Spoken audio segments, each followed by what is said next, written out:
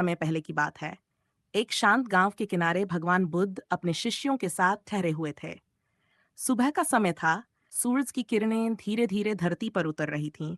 पक्षियों की चहचहाहट चारों ओर गूंज रही थी। बुद्ध एक बड़े पीपल के पेड़ के नीचे शांत भाव से ध्यान में बैठे थे। उनके चारों ओर वातावरण इतना सुकून भरा था कि जैसे हवा भी ठहरकर सुन रही हो। इसी बीच एक छोटी सी चिड़िया डरते डरते उड़ती हुई आई और आकर बुद्ध के पास बैठ गई। वह कांप रही थी। उसके पंख बिखरे हुए थे। ऐसा लग रहा था मानो वह किसी से बचकर आई हो। थोड़ी ही देर में एक शिकारी वहां पहुंचा। उसके हाथ में जाल था और चेहरा गुस्से से भरा हुआ था। वह बोला, भिक्षु, ये चिड़िया मेरी है। ये मेरे जाल में फंसी थी लेकिन उड़कर आपके पास आ गई। इसे मुझे लौटा दो।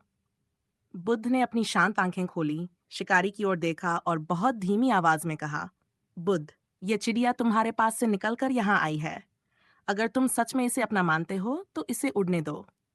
देखो ये किसके पास वापस आती है। अगर ये तुम्हारे पास जाएगी तो ये तुम्हारी होगी। अगर ये मेरे पास आएगी तो ये मेरी होगी। शिकारी थोड़ा चौंका।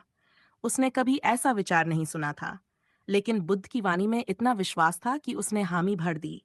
तब बुद्ध ने उस चिड़िया को अपने दोनों हाथों से धीरे धीरे आसमान की ओर उड़ा दिया। चिड़िया पहले थोड़ी देर तक आसमान में गोल गोल चक्कर काटती रही। सबकी नजरें उसी पर टिकी थीं, शिष्य, शिकारी और स्वयं बुद्ध।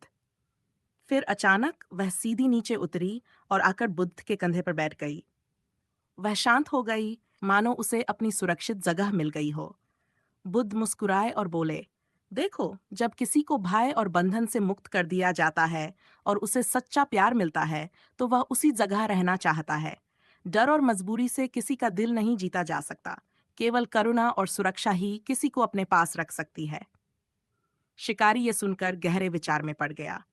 उसका चेहरा शर्म से झुक गया।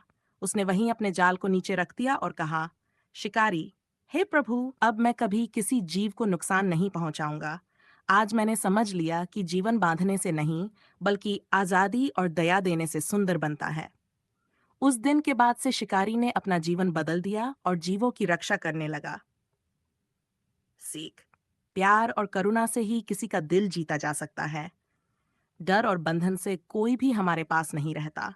सच्चा धर्म दया